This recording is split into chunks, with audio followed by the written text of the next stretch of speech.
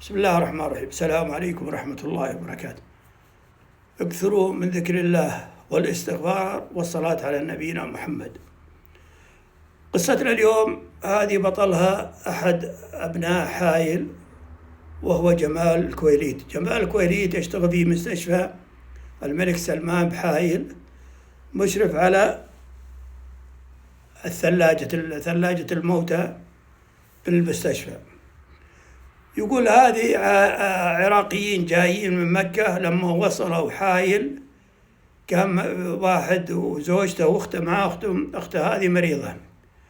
نزل الباص وراح دخلوها المستشفى. في المستشفى حطوا المريضة والرجل وزوجته فيه عندهم مقر لمرافقين ومرضى مجانا لمدة 3 أيام.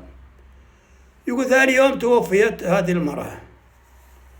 اتصلت، يقول بحكم أنه هو المشرف على ثلاجة الموتى، اتصلت على الرجل قلت له الوضع كذا وأحسن الله عزاك وأختك توفت، لابد تجي تنهي الإجراءات. قال أي إجراءات؟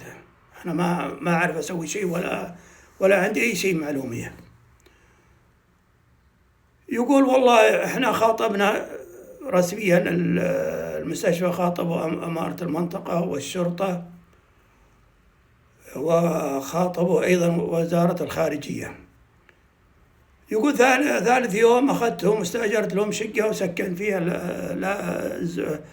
أخو المرأة هذه وزوجته في شقق مفروشة.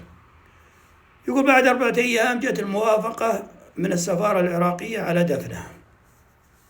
يقول والله يوم جت الموافقة ويغسلونها ونصلي عليها صلاة المغرب في حايل.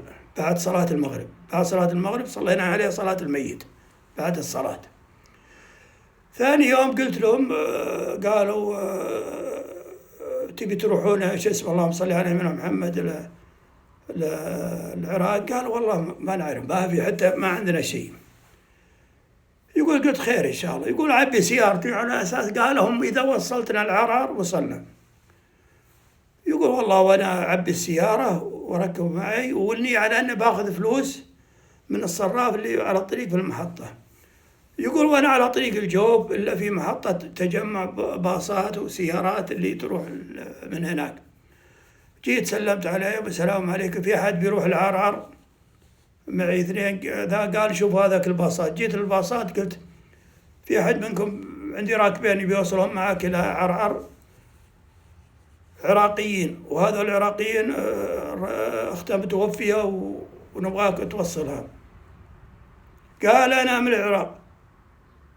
قال تراهم من الرمادي. قال أنا برضو أنا رايح للرمادي وبوصلهم. قال كم تبي أعطيك؟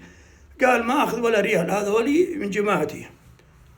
أصر خالد الكويليت الله يجزاه خير ويجعل ميزان أعماله إلا أن يأخذون. قال باخذ اللهم صل على نبينا محمد $100. قال بعطيك بالريال سعودي 500 ريال. يقول رحت أنا للصرافة، إلا الصرافة عطلانة، واجي على البقالة يا فلان تكفى أسحب من صرافتي وخذ وعطني 500 ريال كاش. قال لا مستحيل، لازم تشتري أغراض. يا ابن الحلال يرضيك إذا ما في فائدة. يقول أنا وياه تكلم، إلا في واحد سعودي سمع، طلع أبوه محفظته وطلع 500 ريال. قال تفضل. قال ما تردها؟ قال لا والله ما أخذها منك، أنا هذا قامه لله إلا أنك تأخذها مني الحين. شاب مبصر قال خلاص، قال أعطيه رقم الحساب ويقوم يحول له 500 ريال ويرجع ويعطيهم 500 ريال اللهم صل على نبينا محمد راعي السيارة اللي بيوصلهم إلى الرمادي. يقول خالد الله يجزاه خير، يقول تواصلت معاهم إلى تطمنت أنهم وصلوا إلى الرمادي.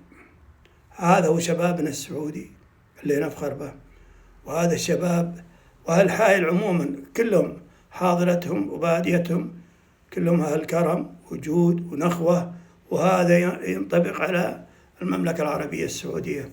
أتمنى إن شاء الله أن تحوز على رضاكم. السلام عليكم ورحمة الله وبركاته.